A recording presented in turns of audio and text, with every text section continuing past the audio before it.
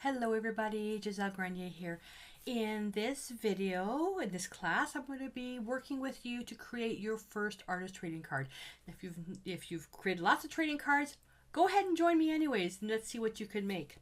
This is going to be a very simple artist trading card to get your feet wet. This is ideal if you've never done one before. And I'm using very minimal supplies, and with certain specialty pieces I am using, I will give you an alternative. I'm going to assume all you have is cardboard, paint, and a brush. That's it. All right, so let's go on to the table and get started. So I've got a piece of cardboard that is cut 2.5 by 3.5 inches. That is the rule with artist trading cards. They must be that size. You can use packaging. You can use watercolor paper. I already did a video covering off the different type of substrates you can use, so you'll need to have that ready. I've got my paints already set out. I've got carbon black, phthalo blue, and titanium white. Now these are the fluid acrylics, which are great for creating little pieces like this because they're much more fluid. If you use paint that's too thick, it'll take longer to dry, but you can use craft paint, it doesn't matter. So with this particular piece, the black is going to be for what I'm going to stencil. I'm going to go over that, so don't worry. A bright blue and white. So as you start seeing the piece, watch the video first, then you'll get the idea, then you can use whatever colors you have. Decor Media White Gesso. This is to actually prepare the raw cardboard to accept paint. You can just use white, but if I were to use the fluid acrylics on this, I'd need many layers, and that's already covered off in the supply video. I've got my colors here. All right, so a stencil. So I'm going to be using this stencil. It's a Andy Skinner stencil. It's called Code Breaker. If you don't have a stencil, don't worry about it. Do you have a marker? That'll work just fine. You don't have to have a stencil. But the theme for this particular card is called Look Up, and you'll understand my thought on why I chose these once I explained all the supplies. I've got a little bristle brush here for the stencil. You don't need to use a brush. You can use a cosmetic sponge from the dollar store, a kitchen cloth, like a J cloth. You can use that. You can even use your finger to go through the stencil. A simple little round brush. You don't need to use anything fancy. Just a little round brush is what I'm going to be using. Go over stamps. And I've got my little stamps where I'm going to stamp the words Look Up. These are micro stamps that I picked up at Michael's. I got them for $1.49. This whole little set of alphabet stamps. You don't have stamps? Again, use a marker. That's all you need, as long as it's permanent. Okay, as long as it's permanent, you're going to be fine. So you don't have to have a stencil, and you don't have to have stamps. You can use a marker. So if you have stamps, I'm going to be using the Stays On Jet Black to stamp on here. And looking around, that's it. So let's make this little card. So the theme is called Look Up for this simple card. That theme was inspired. We were out this weekend, and I'm looking around as we're going different places, different stores, to the grocery store, the market, and all that stuff. I could count on one hand how many people weren't doing this on their phones. Okay? Everybody is doing this. People are going to have to get replacement thumbs. Everybody's doing this. So the theme is Look Up. You know what? Look up. That's the theme. So that's why I picked the stencil, which is Tech, Code Breaker. It's Tech. And that's it. Okay, keeping everything else really easy. So I wanted to show you, and if you've already done these cards before, this is pretty basic. So this video is for beginners. Oh, I got the wrong gesso. This is brand new. Okay, well, that's fine. So gesso is made to prepare your substrate for paint, and you can just take a little brush, and you can see I'm not being super duper fancy putting it on. My brush is dampened with water, and you can see I'm just putting it on like this. If the other thing that you can do to get around doing this, because not everybody has gesso, again with the paint, if you have white craft paint, that'll work, but it'll take a few layers. is if you have, let's say, dictionary paper, newspaper, any type of not glossy paper, you can glue a piece of paper onto your piece, like dictionary paper, like something like that. Okay, then you can take paint and just white paint, and you can just set that text in the back a little bit so it's not so in your face. Okay, so that's something you can do. That's it. That's all you need to do. That's all that's involved with prepping for gesso. And once that's dry, you may need to add another layer depending on the color of your substrate. So let's say if this was black cardboard, yeah, you might need a few more layers on there because the black would show through. But this is a neutral gray. It's not too bad. That'll be fine. Okay, so I'm going to put this aside because I'm just going to use this piece of paper here. And although you don't have to have it, I've got baby wipes just for cleanup. You can get baby wipes at the dollar stores. Well, you don't have to do that, just a dampened paper towel. You don't even have to have a brush. You can work it with your fingers. All right, so what I'm going to do is I'm going to use that same little round brush. I should use my fingers and show you how to do it with your fingers. You want me to do that instead of using a brush? My fingers are going to get so dirty. I just spent an hour trying to get all the glue off them. All right, so white, a little bit of phthalo blue, and you can finger paint your way to this. Now you can see this is not primed with any gesso, and the paint is just sticking to the paper, and it's not giving me any room to blend, but it's a beautiful diffusion of color. Oh, there goes chaos. So all I want to do is create a sky. So it's going to be dark at one side, lighter on the other side. I can't really do a lot of blending with this, but you get enough color on there. It's also hard on the fingers. So I'm going to do one side this way, then I'm going to do the other side with the brush, just so you can see.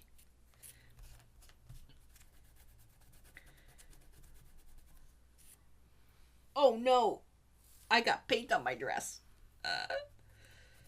Joe's going to be pissed. So wear an apron. Okay, just something like that. Meow, meow. Okay, so done. But now I'm going to show you with the brush. I'm going to flip that over. You really should let that dry. If you have a hair blower, that'll come in handy as well. A little bit of water. And just to show you how fast this is.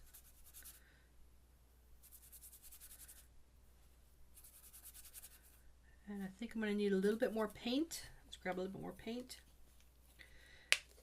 You end up using a lot more paint when your substrate is not primed with gesso.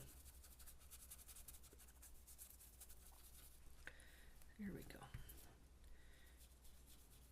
But see how much faster it is without having to use your fingers?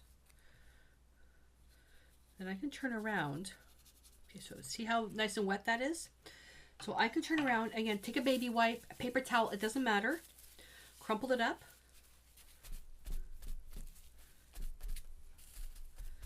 And then you end up getting a little bit of texture in there. See? So you can go with that. Whoops, which is now wet from that. Let's see what we can get here. See, I'm not worried about this. As long as it looks like a sky. Something like a sky. Or you can use something like that. Doesn't really matter. All right, so from here, so you're just going to paint your paper blue and white to make it look like a sky. From here, it has to dry.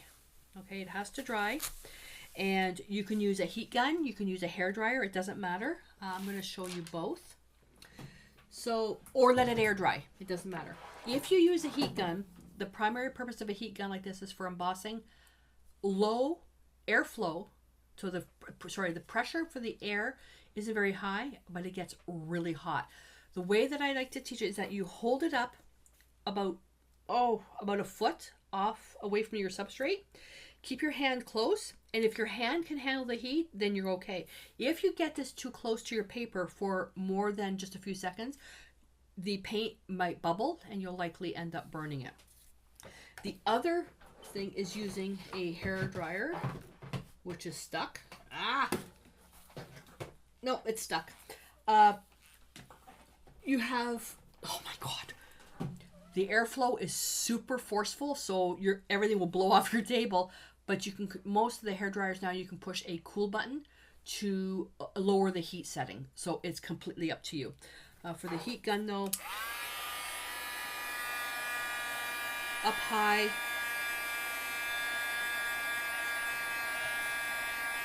And okay, I can hold it in my hand. So if my hand can handle the heat, then I'm fine. You don't have to use the heat gun. This will only take a few minutes to dry and it will be ready to go. All right, so I'm going to move this to the side here. And now we're going to get on to doing the stenciling. All right, so we'll just use this one here. I like that one. Which side? Yeah, that one. So you can use your markers, which is fine. You can use your markers, you can use crayons, you can use whatever you want. And I'm just going to go over here, but I'm going to leave this open here because I want to put the words look up. Now, if you want to block out an area of a stencil, you can just avoid that area. You can use masking tape. So I want to put the words look up right there. So I'm going to mask out that part. And look up. Actually, it's kind of small, so the stamps are small. So I'm just going to do that right there. And I can also close, because this is, as you can see, it's going to have a nice border on the edge. So I can turn around. I want to get right down to the bottom. And I'm going to go into carbon black and dip into the paint with a dry brush. Wipe the excess. Come in. And you don't want to put too much paint on your brush because it's going to seep underneath the stencil. If you've got stamps instead, that's fine. Use stamps. Use whatever you have. Just don't go out and buy anything. Use what you have first.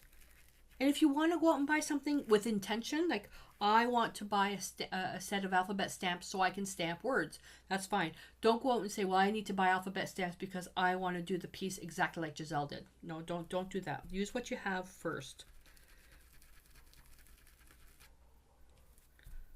Oh, the doggy across the way is grouchy doggy. Mia's probably coming home from her walk.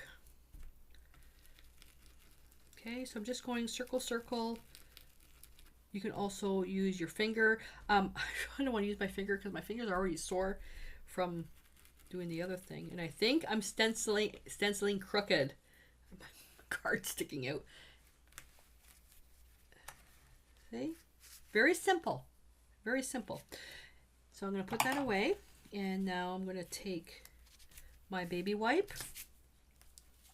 Oh, another thing you can do, let's go on the back, is that you can, when you're cleaning your stencils, now I didn't use a heck of a lot of paint, but as you're doing this with the baby wipe, sometimes if you use a lot of paint, you can transfer some of the numbers right back onto here, and it just creates an additional texture on your piece. Okay, I'm just going to wipe that off. Alrighty. Put that aside. And now, just to stamp look up, I need the L, I need the O, I need the K, I need the U, and I need the P. Make sure this is bone dry. Whatever stamp pad, you can find some at the dollar store.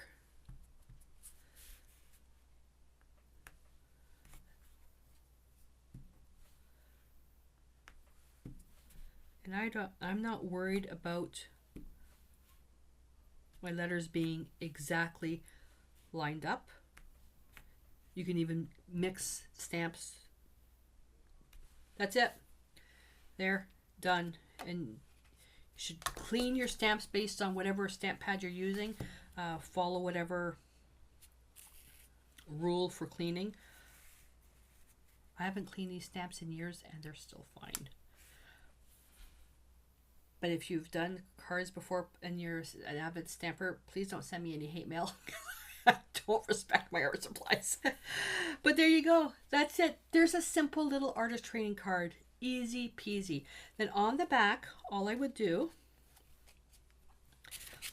is just write down. So without having to go crazy using something like this, but this is has the information, so I could put, I can just write the word title, and it'll be look up, and then my name. It's not quite dry.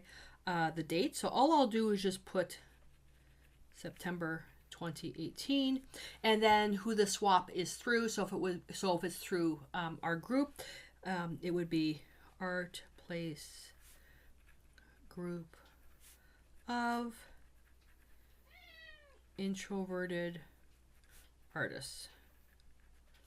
And if I did, let's say 5 of these cards, I would go 1/5. Then on the other card, 2/5, 3. That way you've numbered it into a series. So there you go. Now from here, you can go even further. If you have a marker, you can create a little border. So I can create a little border here to make it look like a stitching. You don't have to.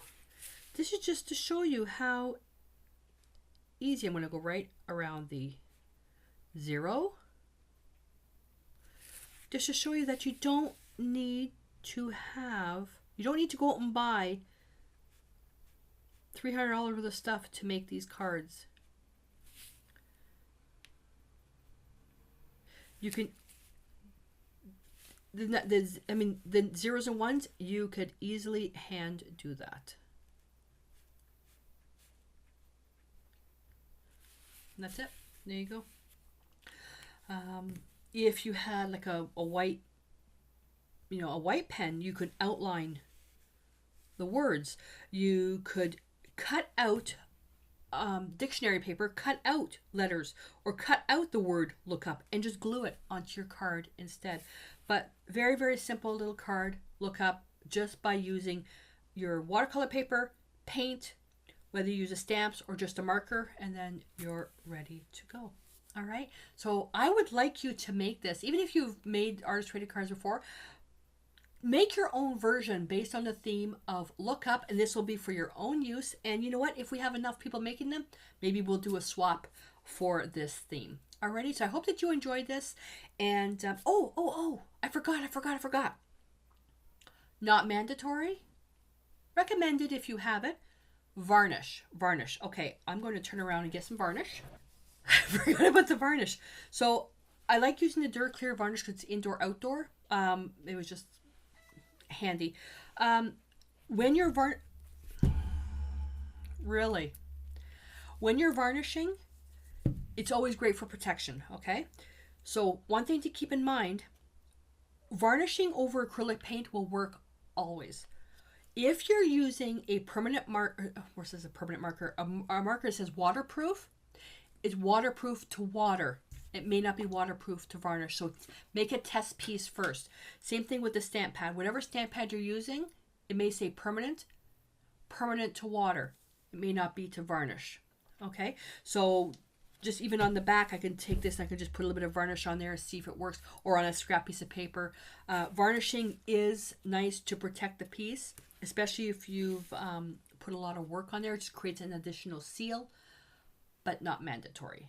Okay, so I just wanted to make sure I got that in there. All right, now we're really finished. All right, so make your piece, post a picture, and if we have enough people participating, we'll do this as a swap. Alrighty, so if you have any questions, let me know. Post your questions below and your pictures, and until I see you in the next class, stay inspired.